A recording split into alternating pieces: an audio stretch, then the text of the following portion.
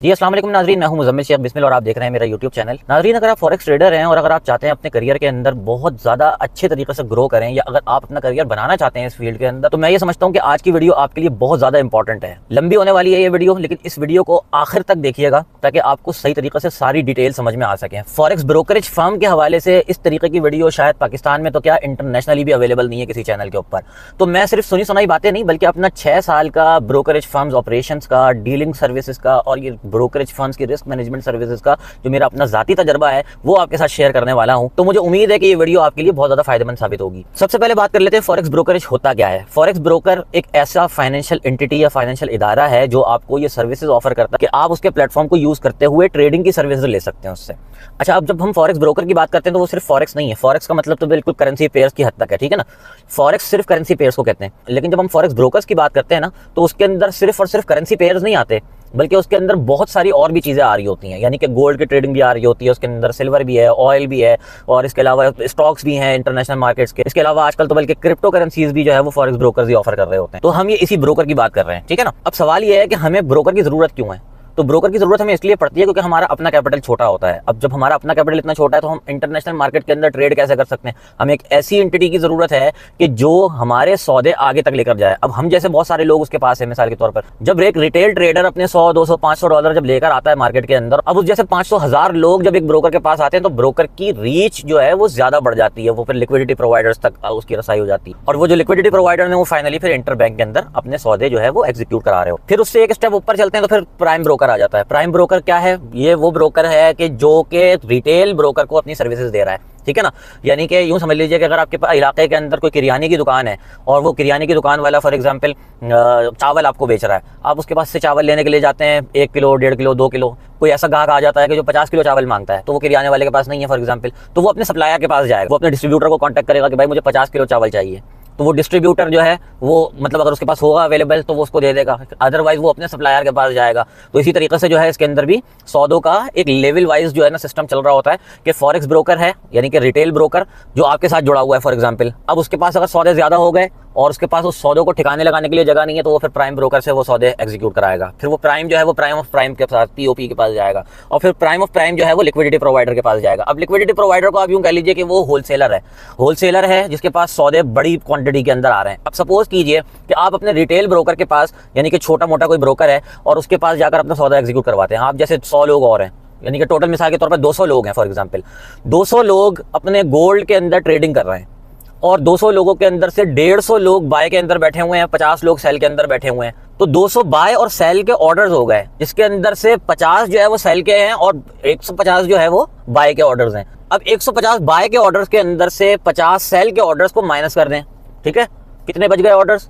100 bye के orders बच गए, सही है ना। तो अब ये पूरी एक सिंगल ट्रेड के तौर पर ब्रोकर को शो होती है जिसको नेटिंग अकाउंट के अंदर जो है वो मतलब मैनेज किया जा रहा होता है। अब MT5 अगर आप यूज कर रहे हैं तो फॉर एग्जांपल वहां पर तो आपके पास हेजिंग अकाउंट होता है जिसके अंदर बाय और सेल की पोजीशन जो है वो सेपरेट दिख रही होती हैं, तो आप हेज कर सकते हैं पोजीशन को। लेकिन जब हम एडमिन के पास जब जाते हैं यानी कि MT5 का जो एडमिन सर्वर है उसके ऊपर जब हम देख रहे होते हैं तो वहां पर आपको नेटिंग अकाउंट होता है आपके पास और नेटिंग अकाउंट के अंदर बाय के ऑर्डर्स माइनस सेल के ऑर्डर्स जो बच जाएगा वो आपको दिखाई देता है, यानी कि नेट ऑर्डर्स आपके कितने बाय या सेल के अंदर खड़े हुए हैं। अब ये जो नेट ऑर्डर्स आपके रह गए यानी कि 100 ऑर्डर्स जो आपके बाय के अंदर रह गए हैं, ये है ब्रोकर का रिस्क। यहाँ पर उसने अपने आप को मैनेज करना है कि किस तरीके से अगर ये बाय के ऑर्डर्स प्रॉफिट बना लेंगे तो फिर मैं किस तरीके से प्रॉफिट को दूंगा। तो यहाँ पर आ जाता है फिर लिक्विडिटी प्रोवाइडर का या प्राइम ब्रोकर का रोल, ठीक है ना। अब जो लिक्विडिटी प्रोवाइडर है उसके पास ज्यादा ऑर्डर्स हैं, वो इन 100 बाय के ऑर्डर्स को खपा देगा, दूसरे आने वाले जो बल्क ऑर्डर्स उसके पास दूसरे ब्रोकरों के पास से आ रहे हैं तो वहां पर खप जाते हैं उसके पास ऑर्डर्स, ठीक है ना। यानी कि रियल मार्केट के अंदर इस तरीके का पूरा सिनेरियो चल रहा होता है। अब ये तो बात हो गई एक नॉर्मल ब्रोकरेज फर्म के ऑपरेशन की, ठीक है ना।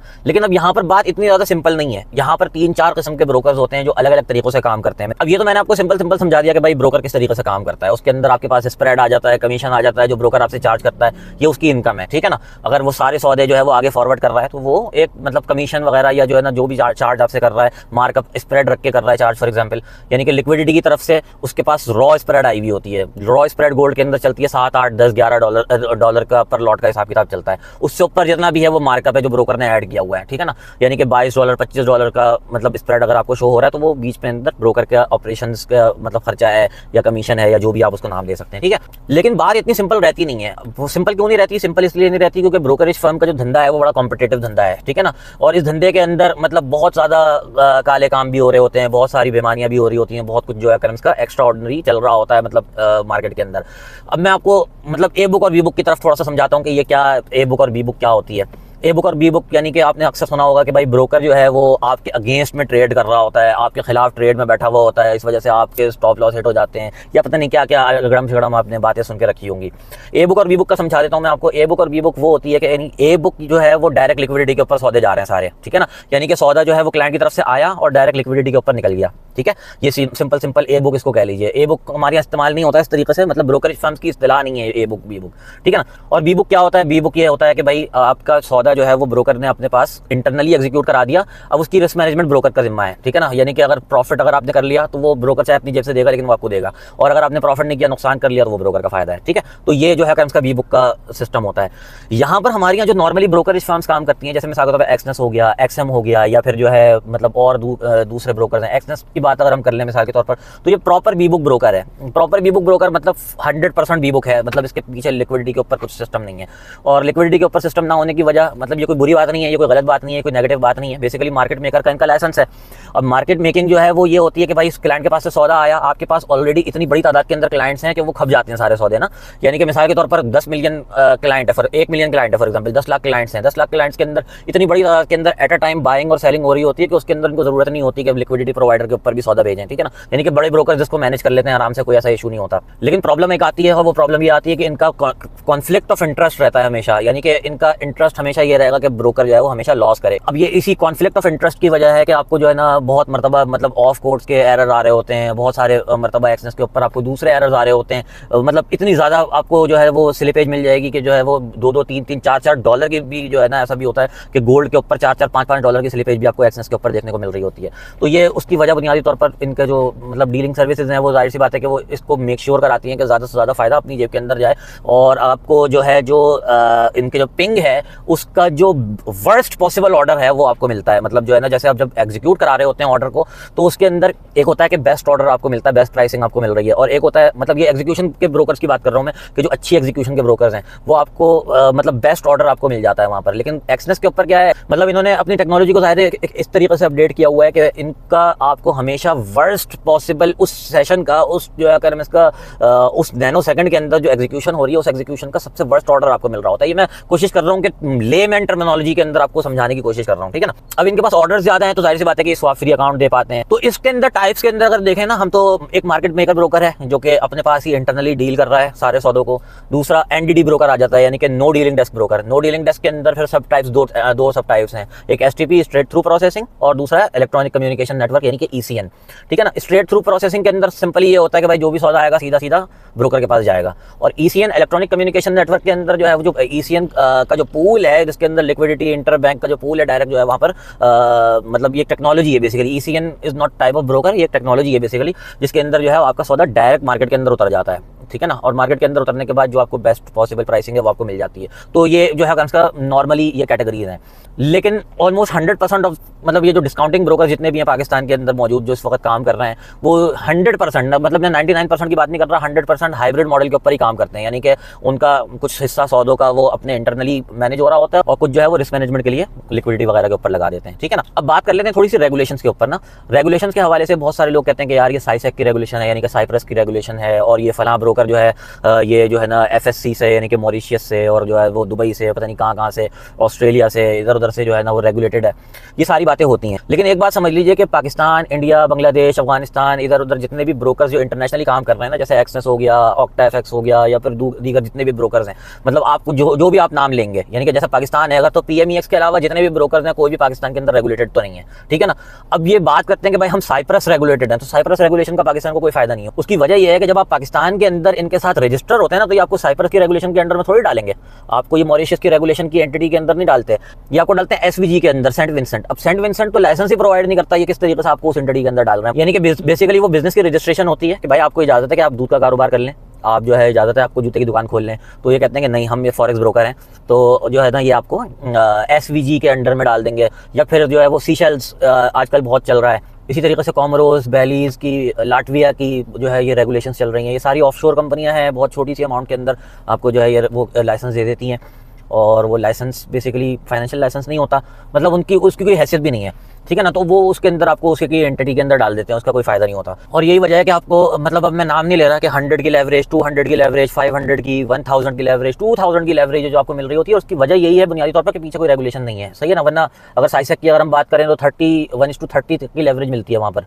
20 की अगर जैसे गोल्ड वगैरह हो गया तो 20 तक की लेवरेज आपको साइसेक के अंदर मिलती है। कोई भी बड़ी रेगुलेशन का नाम आप नहीं बता सकते कि जहाँ पर 30, 40 या चलो मैक्सिमम 50 है। दुबई का अंदर DFSA के अंदर जो है ना कुछ रिक्वायरमेंट्स के बाद वो 100 तक की भी लेवरेज आपको देते हैं, लेकिन वो छोटे मोटे इन्वेस्टर के लिए नहीं होता। तो DFSA की जो दुबई की जो रेगुलेशन है उसकी मैं बात कर रहा हूँ। इसका SCA जो है, जो UAE की जो मेन रेगुलेशन की बॉडी है, तो वहाँ पर भी 1:50 तक की लेवरेज आपको मिलती है मैक्सिमम। पाकिस्तान का जो PMEX का जो इदारा है वो आपको 40 तक की लेवरेज आपको देता है मैक्सिमम गोल्ड के ऊपर, और इसी तरीके से करेंसीज जो है मेरे ख्याल से 60 तक की, 1:60 तक की लेवरेज आपको मिल रही होती है। बहरहाल मैं इस बात के अंदर नहीं जा रहा, मैं आपसे बात ये कर रहा हूँ कि किसी भी ब्रोकर के साथ जब आप काम करते हैं और आप ये सोचते हैं ना कि भाई ये साइप्रस की रेगुलेशन है या फिर ये ऑस्ट्रेलियन रेगुलेशन है, तो इसका पाकिस्तान के अंदर कोई मतलब नहीं बनता, इसका बात का पाकिस्तान के अंदर कोई वो मतलब वो नहीं है। अब मैं UAE रेजिडेंट हूँ और मेरा ज़्यादातर काम जो मेरी ज़्यादातर जो अकाउंट्स वगैरह हैं वो UAE के हिसाब के अंदर में ही बने हुए हैं, तो इस वजह से मैं जो है जब काम कर रहा होता हूँ तो वो अंडर रेगुलेशन आ रहा होता है, यानी कि मेरे जो अकाउंट्स हैं, जो मेन बुनियादी पोर्टफोलियो के जो अकाउंट्स हैं मेरे, वो UAE के रेगुलेशन के अंडर में आ रहे होते हैं। लेकिन पाकिस्तान के अंदर अगर मैं काम करता हूँ और अगर मैं किसी इंटरनेशनल ब्रोकर के साथ काम करता हूँ तो फिर उसकी कोई हैसियत नहीं है, सही है ना। उसके अंदर फिर आपको अनलिमिटेड कुछ भी मिल सकता है, अनलिमिटेड लेवरेज भी मिल सकती है, स्वैप फ्री अकाउंट के हवाले से एक बात समझिए, दुनिया के अंदर इंटर बैंक इदारों के अंदर कोई ऐसा लिक्विडिटी प्रोवाइडर नहीं है। मतलब आप लिक्विडिटी प्रोवाइडर्स की जब हम बात करते हैं ना तो एलमेक्स का नाम आता है, एडवांस मार्केट्स जो है वो मतलब लिक्विडिटी प्रोवाइडर है, यानी कि ये जो ज़्यादातर जो छोटे मोटे ब्रोकर हैं, ये एलमेक्स और जो है एडवांस मार्केट्स वगैरह के साथ ही काम करते हैं, क्योंकि ये USDT एक्सेप्ट करते हैं, ठीक है ना। या फिर इन्फिनॉक्स वालों के साथ काम कर लेंगे। इन्फिनॉक्स जो है वो FCA रेगुलेटेड बड़ा ब्रोकर है UK के अंदर, तो वो as a liquidity provider, basically वो लिक्विडिटी प्रोवाइडर नहीं है तो वो भी ब्रोकर ही, लेकिन वो ये छोटे मोटे ब्रोकरों के लिए एज अ लिक्विडिटी प्रोवाइडर के तौर पर काम करता है, सही है ना।